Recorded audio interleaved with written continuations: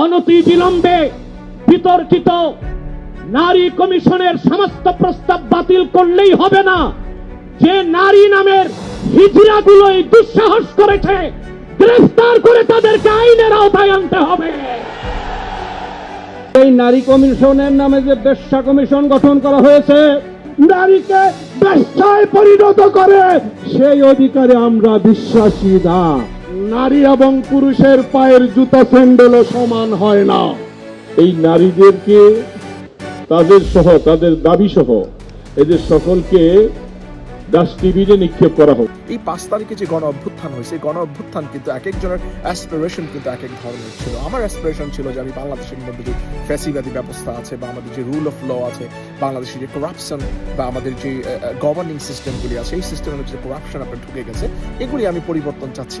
আরেকজনের অ্যাসপিরেশন ছিল যে আমি ইকুয়াল রাইটস চাচ্ছি। বিশেষ করে যদি আমি আমাদের যে বোনদের কথা বলি বা আমাদের যে নারী সমাজের কথা বলি, ওনাদের হয়তো বা অ্যাসপিরেশন ছিল যে আমরা চাচ্ছি যে আমাদের যে ইকুয়াল রাইটস, হ্যাঁ আমি ওই ইকুয়াল রাইটস চাচ্ছিলাম। সবাই তো আর আপনার মুসলমান না। এই আন্দোলনের মধ্যে আপনার মুসলিম সম্প্রদায় থেকে শুরু করে বিভিন্ন ধর্মের মানুষ কিন্তু এই আন্দোলনের মধ্যে ছিল। এক একজনের অ্যাসপিরেশন কিন্তু এক এক ধরনের ছিল।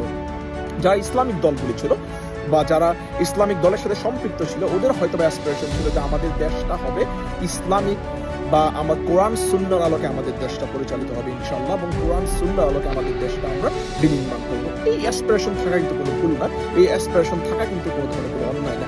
আমি একজন মুসলমান হিসাবে আমিও চাই আমার দেশটা কোরআন সুন্নাহর আলোকে চলুক, বাট এটা তো আমার অ্যাসপিরেশন ভাই। বাট আমার একজনের অ্যাসপিরেশন দিয়ে তো সবার অ্যাসপিরেশনকে আমি জাস্টিফাই করতে হবে না, এবং আরেকজনের অ্যাসপিরেশন যদি ডিফারেন্ট থাকে ওই অ্যাসপিরেশনকে আমার কিন্তু সম্মান করতে হবে। এটাই হচ্ছে আপনার এই যে বহুদলীয় যে গণতন্ত্রের আপনার কথা আমরা বলি যে আমরা ডেমোক্রেসি প্র্যাকটিস করবো, আমরা আপনার ওয়েস্টার্নদের মধ্যে আপনার ডেমোক্রেটিক সিস্টেম আমাদের বাংলাদেশের মধ্যে আমরা বিনির্মাণ করবো।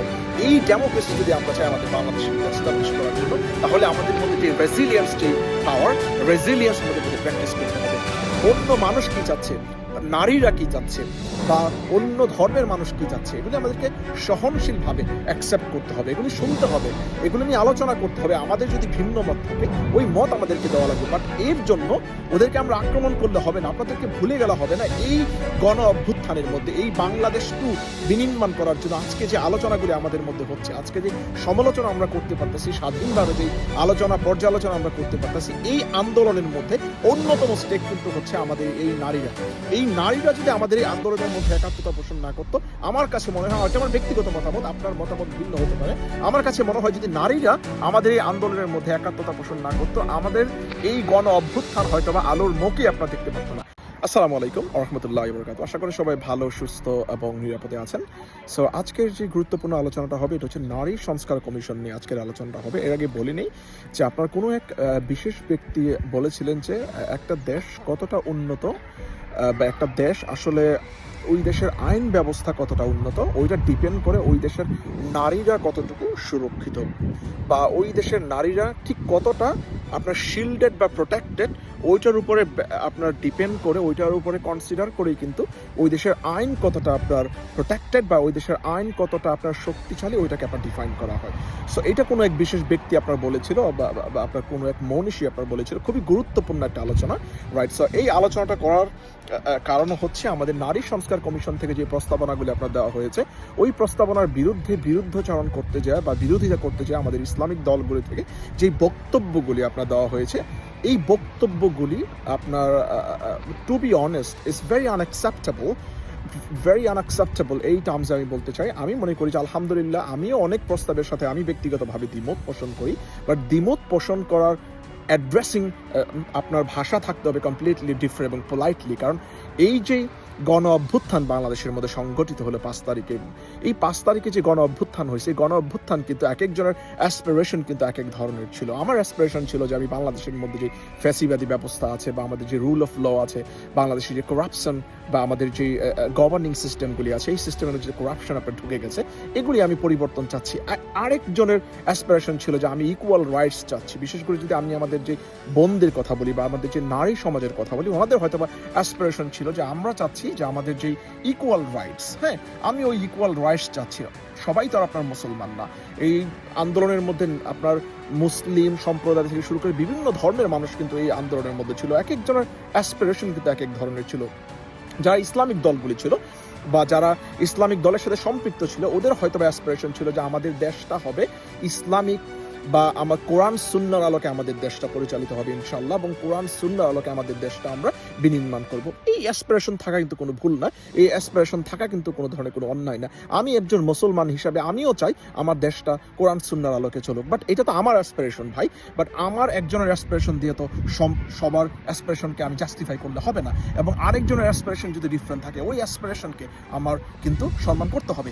এটাই হচ্ছে আপনার এই যে বহুদলীয় যে গণতন্ত্রের আপনার কথা আমরা বলি যে আমরা ডেমোক্রেসি প্র্যাকটিস করব, আমরা আপনার ওয়েস্টার্নদের মতো আপনার ডেমোক্রেটিক সিস্টেম আমাদের বাংলাদেশের মধ্যে আমরা বিনির্মাণ করব। এই ডেমোক্রেসি যদি আমরা চাই আমাদের বাংলাদেশের মধ্যে এস্টাবলিশ করার জন্য, তাহলে আমাদের মধ্যে যে রেজিলিয়েন্স, যেই পাওয়ার, রেজিলিয়েন্স আমাদের মধ্যে প্র্যাকটিস করতে হবে। অন্য মানুষ কি চাচ্ছে, নারীরা কি চাচ্ছে, বা অন্য ধর্মের মানুষ কি চাচ্ছে, এগুলি আমাদেরকে সহনশীলভাবে অ্যাকসেপ্ট করতে হবে, এগুলি শুনতে হবে, এগুলো নিয়ে আলোচনা করতে হবে। আমাদের যদি ভিন্ন মত থাকে ওই মত আমাদেরকে দেওয়া লাগবে, বাট এর জন্য ওদেরকে আমরা আক্রমণ করলে হবে না, আপনাদেরকে ভুলে গেলে হবে না। এই গণ অভ্যুত্থানের মধ্যে এই বাংলাদেশ 2 বিনির্মাণ করার জন্য আজকে যে আলোচনাগুলি আমাদের মধ্যে হচ্ছে, আজকে যে সমালোচনা আমরা করতে পারতেছি, স্বাধীনভাবে যেই আলোচনা পর্যালোচনা আমরা করতে পারতেছি, এই আন্দোলনের মধ্যে অন্যতম স্টেক কিন্তু হচ্ছে আমাদের এই নারীরা। এই নারীরা যদি আমাদের এই আন্দোলনের মধ্যে একাত্মতা পোষণ না করতো, আমার কাছে মনে হয়, এটা আমার ব্যক্তিগত মতামত, আপনার মতামত ভিন্ন হতে পারে, আমার কাছে মনে হয় যদি নারীরা আমাদের এই আন্দোলনের মধ্যে একাত্মতা পোষণ না করতো, আমাদের এই গণ অভ্যুত্থান হয়তো বা আলোর মুখই আপনারা দেখতে পারতো না। কেন আমি বলতেছি এই কথাটা, আমি আপনাদেরকে বলি। কারণ এই গণ অভ্যুত্থানের মধ্যে এমন একটা সময় ছিল, ওই সময়ের মধ্যে আমাদের এই নারীরা যখন মাঠে নেমে যায়, আমাদের মারা যখন মাঠে নেমে যায়, আমাদের মার বয়সী মানুষগুলি যখন সাপোর্ট করা শুরু করে, রাস্তাঘাটে বিভিন্ন জায়গার মধ্যে পানি নিয়ে, খাবার নিয়ে, বিভিন্নভাবে যখন এই মানুষগুলি নেমে যায়, তখন কিন্তু ওই যে পাড়ার, মহল্লার, গ্রামের, হ্যাঁ ইউনিয়নের, জেলার যেই কাপুরুষ ছেলেটা, যেই ছেলেটা কখনো মারামারি, কাটাকাটি, হ্যাঁ কোনো ধরনের কোনো কলিউশনের মধ্যে সে কখনো ইনভলভ ছিল না, ওই ছেলেটাও কিন্তু আপনার মানে একদম সিংহের মতো গর্জন দিয়ে কিন্তু সে এই আন্দোলনের মধ্যে একাত্মতা পোষণ করে যায়। That's the reality of this আপনার chaos, that's the reality of this revolution. আপনি যদি একদম ক্লোজলি যদি এগুলো নিয়ে আলোচনা করেন, ক্লোজলি যদি এগুলো নিয়ে আপনি মনিটরিং করেন যে কি হয়েছে আমাদের এই গণ অভ্যুত্থানের মধ্যে, বিশেষ করে যে 5 তারিখে আমাদের যেই একদম অন পয়েন্টে শেখ হাসিনা পালিয়ে যাওয়ার আগে আপনি যদি দেখেন যে কাদের ইনভলভমেন্ট আপনার বেশি ছিল, সবচেয়ে বেশি ইনভলভমেন্ট ছিল আমাদের এই নারীদের। সুতরাং এই নারীদেরকে আমাদের সম্মান করতে হবে।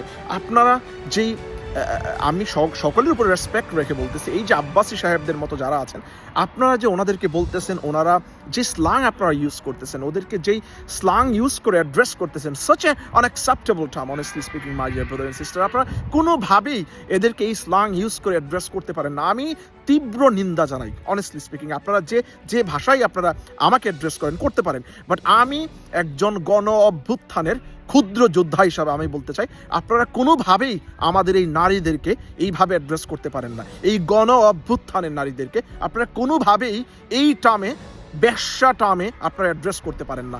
এই নারীরা কাজ করতেছে বিভিন্ন মানুষের অ্যাসপিরেশন নিয়ে, ওনারা কিন্তু ওনাদের অ্যাসপিরেশন এই জায়গার মধ্যে নিয়ে আসা নাই, ওনারা সমাজের বিভিন্ন মানুষের অ্যাসপিরেশন নিয়ে কাজ করতেছে, বিভিন্ন নিপীড়িত নারীদের অ্যাসপিরেশন নিয়ে কাজ করতেছে।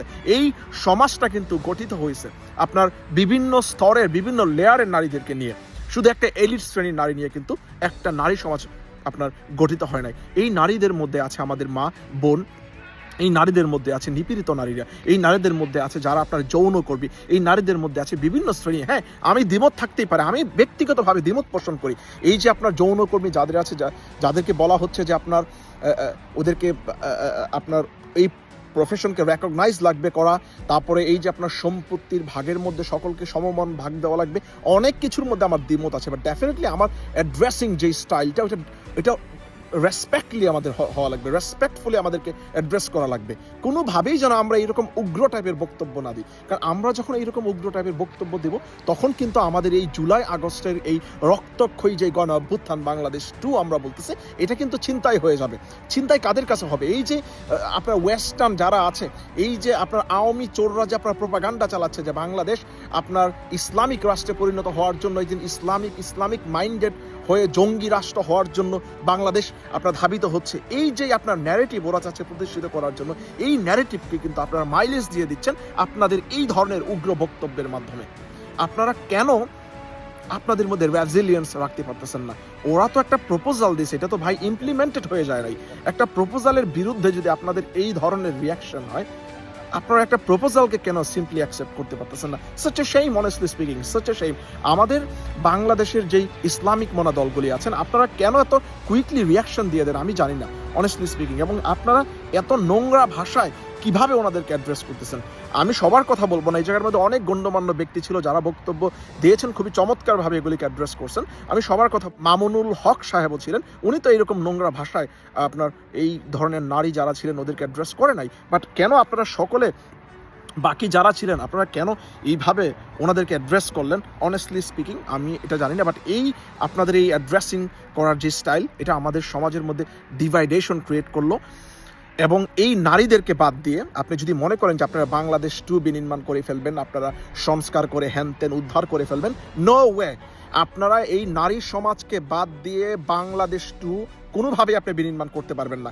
এই গণ অভ্যুত্থানের অন্যতম বড় স্টেক হোল্ডার হচ্ছে আমাদের এই নারী সমাজ। এই নারী সমাজ যদি এই আন্দোলনের মধ্যে একাত্মতা পোষণ না করতো, আমি ব্যক্তিগতভাবে মনে করি, আমার মতো হাজার হাজার মানুষ মনে করে যে এই গণ অভ্যুত্থানের যে final goals and objective to kick out Sheikh Hasina, এটা কোনোদিন সম্ভব হতো না। কারণ এই নারীরা যখন এই আন্দোলনের মধ্যে সম্পৃক্ত হয়েছে, এই আন্দোলন আকাশচুম্বী হয়ে গেছে। এই আন্দোলন যে কোন জায়গার মধ্যে ছিল, সমস্ত শ্রেণী পেশার মানুষ এই আন্দোলনের মধ্যে সম্পৃক্ত হয়ে গেছে।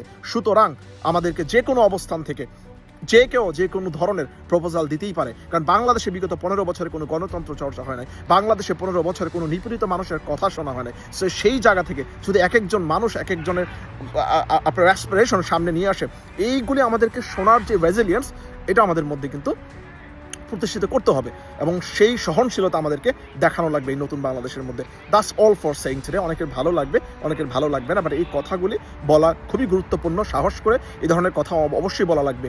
একদিকে স্রোতের পক্ষে শুধু কথা বলবো কোনোভাবেই হবে না।